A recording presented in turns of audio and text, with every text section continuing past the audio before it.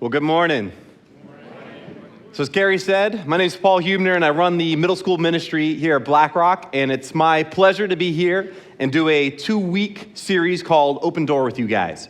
God has put a topic on my heart for this morning, and it's a topic that I've been thinking about a lot, that I've been learning a lot about lately, but it isn't talked about much. And even though it isn't talked about much, I think it's a crucial component to being a follower of God. And it's the topic of hospitality. I think hospitality is becoming less and less in vogue in our world today. It's rare to see it practiced, and even rarer to see it practiced well. But God says it's important, and we need to get ready for the guests that God is sending. When they come to your door, will you open it? Let me start this morning by telling you a bit about my most memorable experience with hospitality. So, when I was a lowly intern at the first church that I worked at, I pulled into the church campus and I kind of oohed and awed at the facilities they had. They had a basketball gym, they had a weightlifting gym, they had a school, in addition to all the typical church buildings that they have. And I met the pastor that was going to be working with me, and we drove up the property to like an old rundown house. And as we got out of the car, he made a gesture to the right, and he said, "You have the best neighbors in town. They're never going to bother you. They're so quiet." And as I looked to see where he was gesturing, it was a graveyard. And I said, "Ghosts can't haunt churches, right? I think we're good. So as we walked into the house, I opened the door, and I saw the kitchen, and then to the left, there's a big pile of junk. And he saw my concerned look, and he said, "Oh, don't worry, we've been kind of cleaning the space out so it's livable. We'll get that tomorrow. Don't worry about it." And I thought to myself, I'm an intern. I'm flexible. I can survive off of church potluck leftovers for like a week, and I'll be fine. So they're like, no problem. But I quickly realized I'd have to be more flexible than I had thought initially. And the first thing that happened was the AC broke, which in North Carolina, when the AC breaks in August, you're living in a 90-degree house even when it's at night. The good news is they fixed it. The bad news is it took 3 days for them to fix it. And I remember there was one night when I was setting my alarm for my phone, and kind of in that grogginess, I kind of just dropped it, and it fell beneath my bed. And as a typical lazy person, I reached my hand underneath and was fumbling around for it until my hand made contact with something that was not my phone. And I thought to myself, it doesn't feel like that sock I lost last week. What is this? And then it started to move. And I jumped back, turned on the lights, and said, I let out probably an unmanly shriek, but I saw a huge cockroach scurry its way into the closet. I was like, well, good luck on sleeping tonight, I guess. But the amenities weren't that great, but I think what really stuck out to me was the lack of connections that I had there. And sure, there was moments that I went out to eat with some friends, and I made a couple of pretty not too deep relationships, but something was missing, and I felt like an alien in an alien world. Most days, I would just go back to that old house and just be by myself, except for some friends that I was looking at through a screen. Even though I was surrounded by people I worked with every day, I felt quite lonely and quite invisible. And I think this is more common occurrence than we care to admit today. In fact, I think it's more prevalent than ever in our society after this pandemic. And I believe a key answer to that loneliness is hospitality. To be followers of God, we must practice hospitality. But what does this look like? I think Abraham does a great job of illustrating what hospitality looks like in Genesis 18, where he welcomes 3 guests into his home. So we'll start in verse 1 of chapter 18. The Lord appeared to Abraham near the great trees of Mamre while he was sitting at the entrance to his tent in the heat of the day. Abraham looked up and saw 3 men standing nearby. When he saw them, he hurried from the entrance of the tent to meet them and bowed low to the ground. So one important thing to note here before we dig in is the genre of the text. So as is the case with most of Genesis, this is a narrative.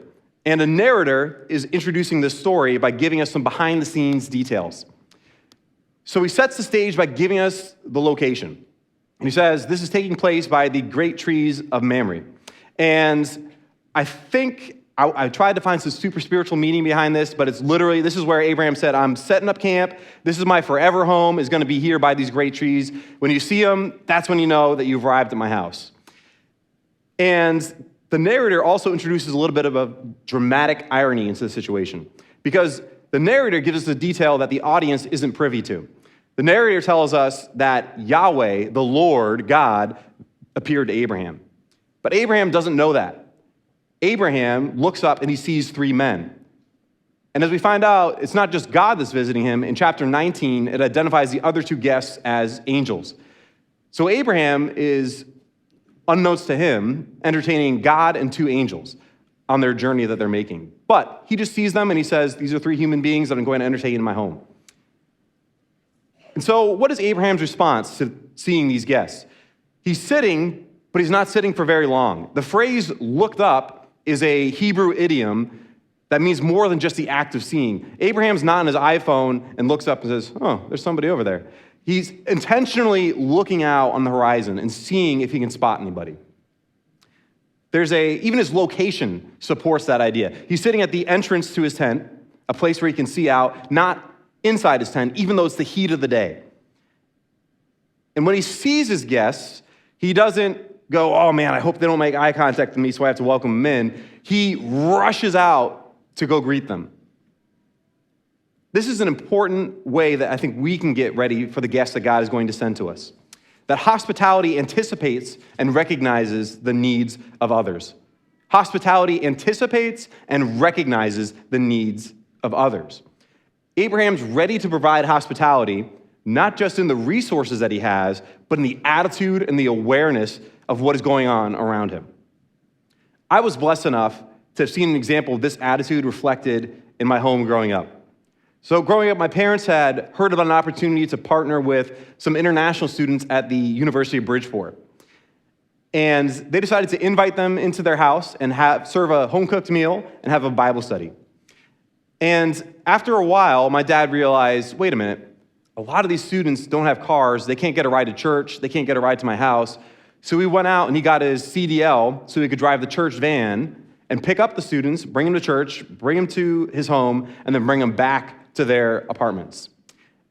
And this was huge for these international students who had ill-furnished apartments and they were living in a foreign country with foreign people. But my parents decided to welcome them into their home. And my dad saw and anticipated the needs that they had, so much so that he said, you know what? A lot of these international students are very curious about the States, and they want to know what's our culture like, what's our history like. So my dad piled them into the van and took them on different trips to New York City or to Washington, D.C., and gave them tours of those tourist areas. And because my parents were so aware of what these students needed, and they went above and beyond, it created an environment in our home where a lot of these students felt like family. So much so that when two of those students started dating each other, when they met at our house, when they got married, my dad was the one that walked the bride down the altar because her parents weren't able to come because they were from China. So hospitality anticipates the needs of those that are around, but also must have a purpose. What is Abraham's purpose in showing hospitality? Let's read on in verse 3. It says, he said, if I found favor in your eyes, my Lord, do not pass your servant by. Let a little water be brought, that you may all wash your feet and rest under this tree. Let me get you a little something to eat, so you may be refreshed and go on your way, now that you have come to your servant. Very well, they answered, do as you say. Abraham offers a variety of different things to his guests. He identifies one of the three as being the leader, and respectfully refers to him as my Lord or Adonai. This is different than, it doesn't come out in the English text, because in the beginning, when it says my Lord, it's referring to Yahweh as God, and here it's just a respectful title, like sir, or a way of just showing general respect to the leader that he perceives is among the three. Abraham sees hospitality not as a burden, but instead he practically begs his guests to come stay at his house. And this is very important in Abraham's context. Hospitality is not just simply a nice gesture. Hospitality is a necessity for the travelers that are coming through. There are no hotels to stay at as you make your cross-country trek, And even if you happened upon a city where there was an inn, typically they were filled to the max and you weren't able to get a spot. Taking a trip as a traveler was dangerous because you might run into bands of robbers or a hostile tribe on your way to your destination. Jesus illustrates this threat of violence in the parable of the Good Samaritan, where the Good Samaritan goes on a journey, gets mugged, and he's left on the side of the road for dead. That's not an uncommon occurrence. And this doesn't take into account that the travelers are exposed to the elements. They have the heat beating on them all day. The sun is there. And they have to make these days-long journeys that are exhausting. A scholar offers a definition of hospitality for the ancient Near East, and he says, hospitality offers nourishment and protection to travelers in a hostile environment. Since hospitality is offered to travelers typically, they weren't usually expected, which is why Abraham takes a lot of initiative in chasing after his guests. He essentially greets them with the modern-day equivalent of, I'm so glad you're here. You made my day by coming through. Please do me the honor of staying with me at my home. Abraham offers water to his guests so they can wash their feet, so they can wash off the grime and the filth of their travel. But then he gives them an opportunity to rest. And while they're resting, him and Sarah have the opportunity to prepare the meal that they're going to serve to them. And Abraham makes an offer to his guests. In the Hebrew, he says, literally, I'll give you a morsel of bread to eat. He doesn't advertise a fancy meal to his guests, but he just tells them he's going to give them a bite to eat on their way out. And as we'll see in a minute, Abraham severely undersells that offer to his guests. Because his goal here isn't to impress his guests, it's not to show off his wealth, it's not to make them feel indebted to him. Hospitality's goal can't be to feed the host's ego. It must be something else. Abraham tells us his goal in providing hospitality for these guests. He says that he wants to give them something to eat so they can feel refreshed. Hospitality provides a place to feel refreshed. The text says literally to sustain or refresh your heart. And I think the purpose of hospitality is not just to give something to eat, which is usually a pretty big component of it, but it's not about sustaining the body alone. It's about refreshing the heart. And have you ever felt exhausted? I'm not talking about, oh, well, I stayed up late, so I want to take a nap. But that type of exhaustion that just creeps into your bones, and you're like, man, I just want to lay down on the floor right now and just have it absorb me. Like, we've all experienced, I think, some level of exhaustion. Maybe some of us even this week. And if you were a traveler, you would be feeling that level of exhaustion as you walked under the heat of the day with the sun beating on you as you're trying to get to your next location. Hospitality provides a place to be refreshed from that exhaustion. In Abraham's context, he was anticipating and looking out for traveling guests who might be feeling that weariness. Well, in today's context, you probably aren't bombarded by travelers walking from New Haven to New York City who need a place to take a break from their journey. But I still see that exhaustion today. I see it in the rings around people's eyes. I see it in the downcast faces around me. I hear it in the desperate stories that people tell me about what's going on behind the scenes. It used to be the case that when you ask somebody how they're doing, they would say, oh, good, I'm doing good. But I found more and more that people respond with, I'm busy. And I think that's the case partially because we are really busy and we don't value rest like we should. But I think the other reason behind it is because we couldn't fathom saying to every stranger we bumped into, every new interaction that we had, saying, I'm feeling good right now. Because that's just not our reality. We aren't feeling good all the time. We have burdens. We have weights that are on us that, man, I feel this. And maybe saying that I feel good isn't an honest description of how I'm feeling right now. And while people in our context don't have as much of a need to sit and be refreshed from their long travels, people most certainly have a need to be refreshed from the weariness of life. These are not easy times that we live in, and that weariness from living in the world can, at best, create apathy, and at worst, create bitterness, hardness of heart, and cynicism. As human beings, we have an inherent desire to have our hearts refreshed.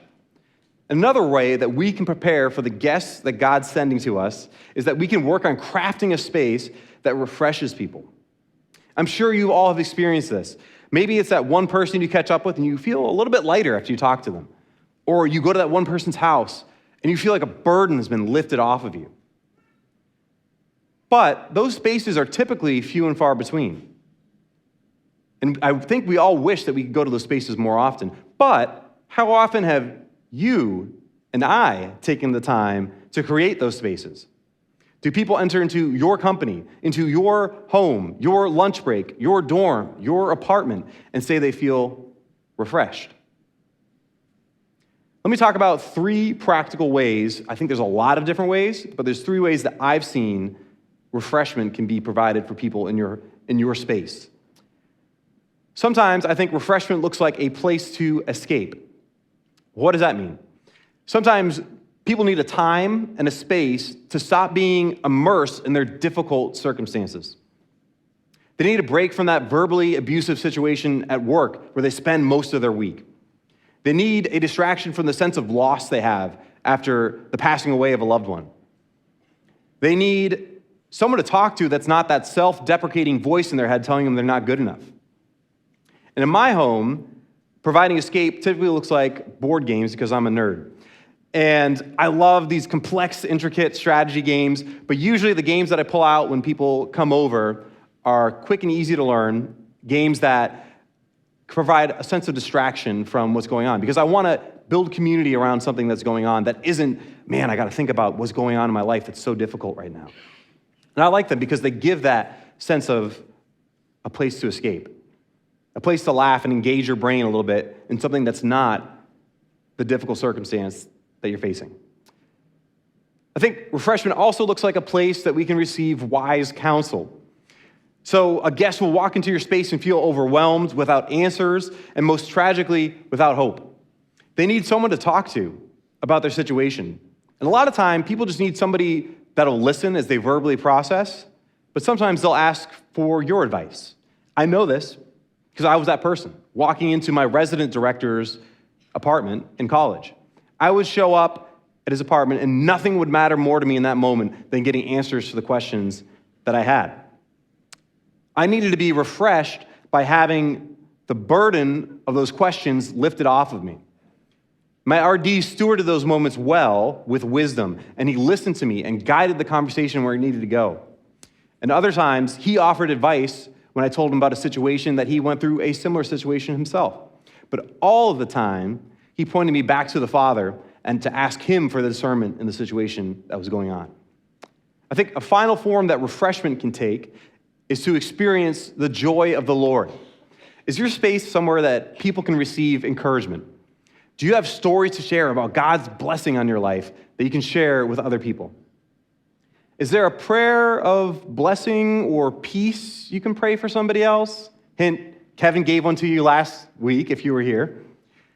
Is your space full of laughter and camaraderie?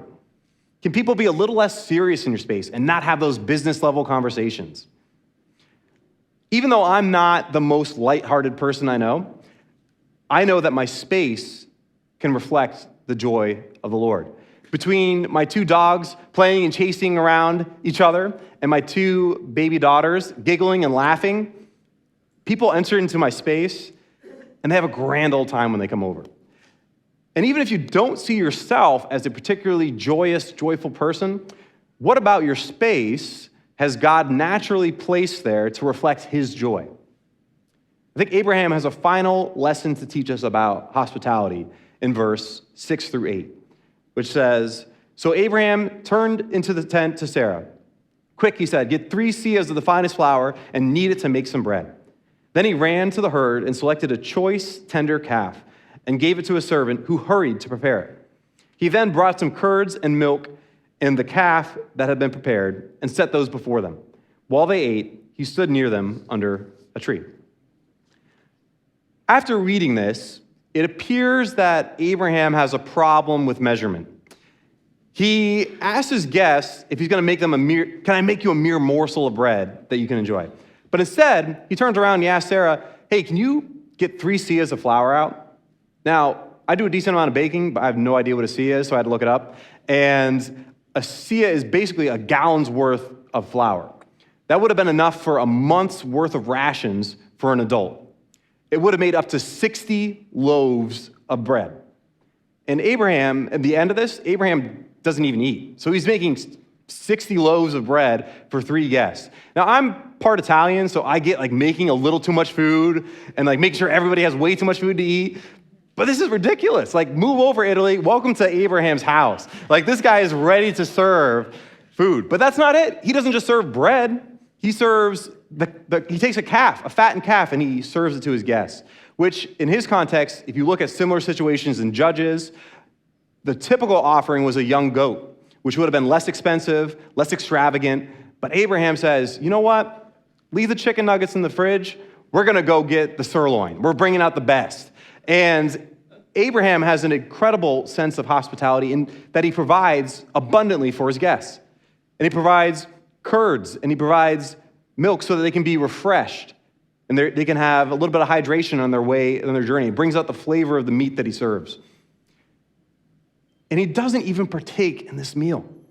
Abraham's spirit of hospitality transcends his own needs and completely looks to bless his guests in his acts of service. This leads to an important point. As I referenced earlier, Kevin made he mentioned blessing last week. And he said that we've been blessed so that we can release a blessing to other people. Kevin also mentioned that Abraham was a blessed man. We see this in Genesis 13, 1 through 2, where it says, Abraham was a very wealthy man, and he had much livestock, much gold, and much silver. But God doesn't bless Abraham so he can sit with those blessings. God blesses Abraham so that he can bless others. Genesis 18:18 says, you will surely become a great and powerful nation, and all nations on the earth will be blessed through you. This doesn't happen accidentally. Hospitality is not an accidental thing. It has to be intentional. Just like blessing, I think, in fact, hospitality falls into that broader umbrella of blessing. Hospitality needs to be intentional. It doesn't just happen. And I think the final way that we can get ready for the guests God is sending to us is to realize that God wants us to extend the blessing of our space to others. God wants us to extend the blessing of our space that he's given to us back to other people. This is easier said than done. I think it's not very natural to show hospitality in our culture. Our world celebrates the acquisition of wealth. Having money is the equivalent of success. I think our world wants us to be more like a wealthy regent than to be like Abraham, who shows extravagant hospitality. The more material possessions we can sit on, the better. The more gold that we can pile up, the more gems we have in our storehouses, in our homes, the more we can point to the fact that we've lived a successful life. And as New Englanders, I think we have an extra barrier to hospitality. It's this ingrained belief that not only are we the king or queen of our house, but that our house is actually a castle. Our homes are frequently a bastion of privacy, a space that belongs to us, and we get to decide who crosses the moat and who goes across the drawbridge to enter into our threshold. But let's be honest, for most of us, nobody's even in that gatehouse that controls the drawbridge. The door is permanently up. And the levers to pull down that bridge are covered in cobwebs, because why would we ever invite anyone else into our space? It's risky. It's inconvenient. Maybe it's even awkward. But we can't accept these excuses for inaction. As Steve talked about in a series a few months ago, we cannot be king of our hearts. We cannot sit on the throne of our lives. We must let Christ sit on the throne of our lives. And speaking of him, I'll let him speak for himself. Jesus talks about the end of days in Matthew 25. And during that time, this conversation will happen. Then the king will say to those on his right, come, you who are blessed by my Father, take your inheritance, the kingdom prepared for you since the creation of the world. For I was hungry, and you gave me something to eat. I was thirsty, and you gave me something to drink. I was a stranger, and you invited me in. I needed clothes, and you clothed me. I was sick, and you looked after me. I was in prison, and you came to visit me. Well, then the righteous will say, Lord, when did we see you hungry and feed you, or thirsty and give you something to drink? When did we see you a stranger and invite you in? or needing clothes to clothe you? When did we see you do any of these things? And the king will say to them, truly, I tell you, whatever you did for the least of these brothers and sisters of mine, you did for me.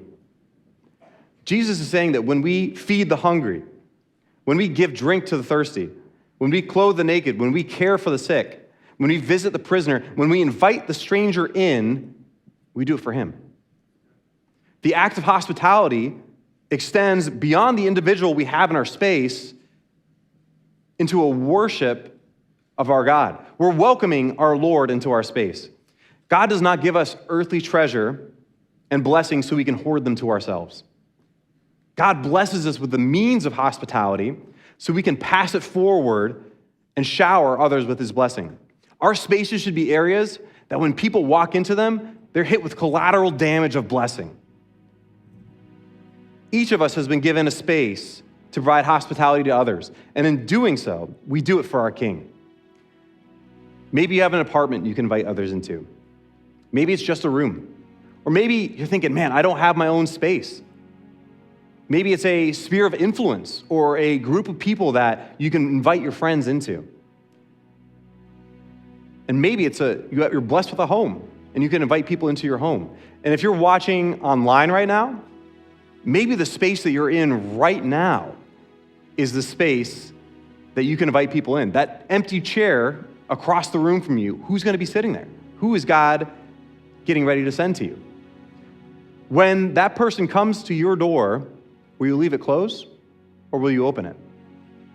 We've talked about a lot of key components to hospitality here today. Hospitality first anticipates and recognizes the needs of others. It doesn't wait passively. It actively engages and reacts to the situations that are going on around it. Hospitality provides a place of refreshment, secondly. It's a balm to the weariness and exhaustion of life by providing distraction, wise counsel, and an experience of the joy of the Lord.